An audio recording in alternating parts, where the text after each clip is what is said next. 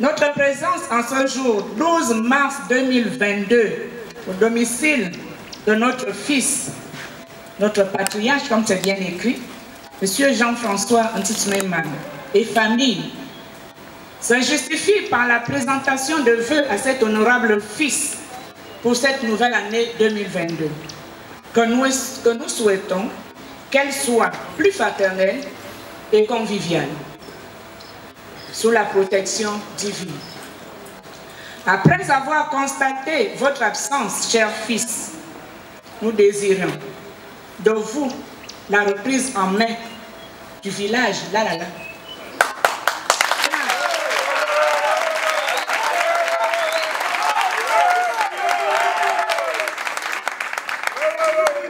Car vous êtes le fils, cette figure emblématique, le grand Nyamuro, Nyamuro Nlam.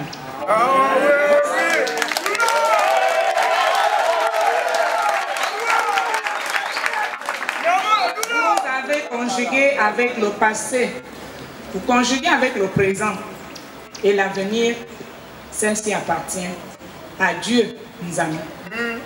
Afin de mieux amorcer cet avenir, nous souhaitons la réconciliation des fils et des filles du grand village Lalala et ses environs, et que le fils du passé et du présent que vous êtes nous y conduise sous la bénédiction de nos ancêtres, de l'Éternel Zamionobo.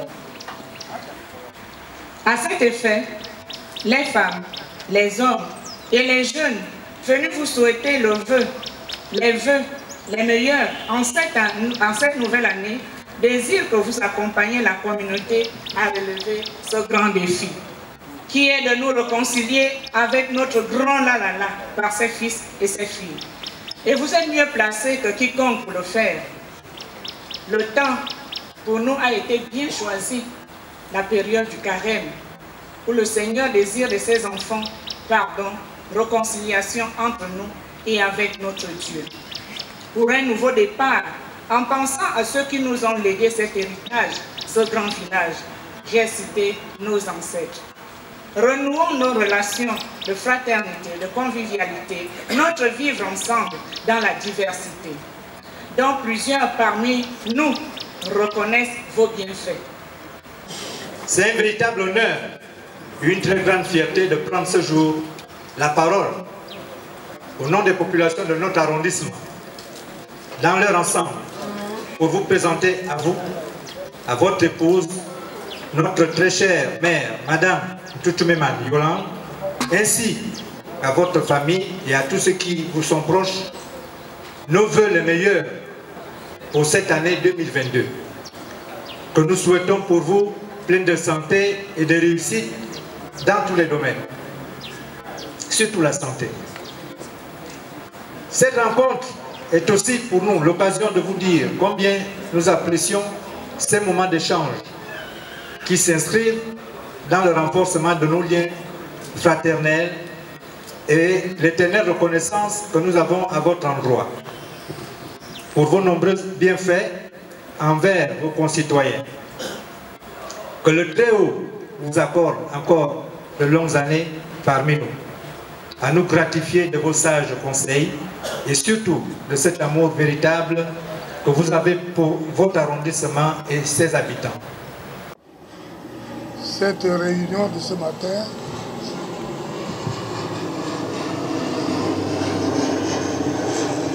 n'est pas fondamentalement une réunion politique.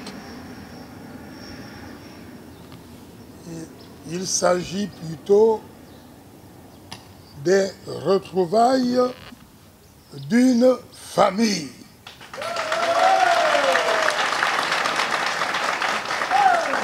La famille du grand, très grand 5e arrondissement avec son noyau central originel, La.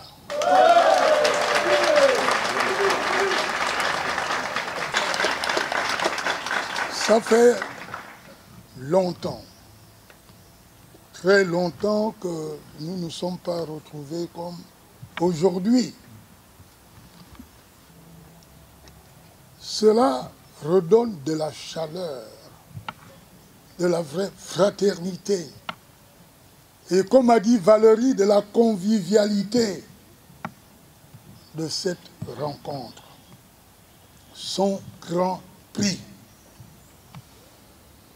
J'ai dit tout à l'heure que ce n'est pas une réunion politique, c'est une réunion familiale. Mais même au sein de la famille, il y a de la politique. Même au sein de la famille, il y a de la politique, on ne peut pas l'écarter complètement. Si vous êtes venu me souhaiter ou me présenter les vœux de Nouvel An, mais à suivre le jeune, l'adulte qui a parlé et surtout Valérie qui a introduit par une brillante intervention, vous m'avez parlé aussi des manques, de ce qui ne va pas, ce qui fait ressortir d'autant plus la nécessité pour moi de me retrouver souvent parmi vous pour réhabiliter notre arrondissement, notre village, La, où de la vie de tous, et d'abord du vôtre, tout va à volo. On a vu une école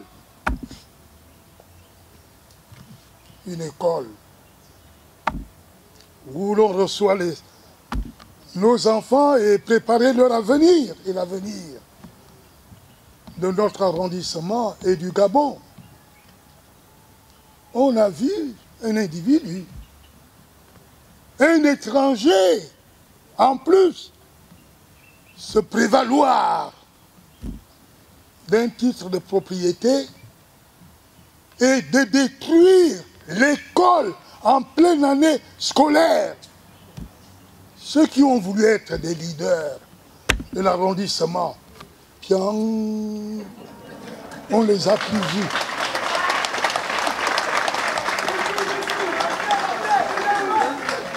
Mais quand j'étais là, ça ne se serait pas passé comme ça. Et jusqu'à aujourd'hui, on ne sait pas ce que le gouvernement a décidé. Détruire une école en pleine année scolaire, tout en étant en plus un étranger, c'est le summum de l'ignominie.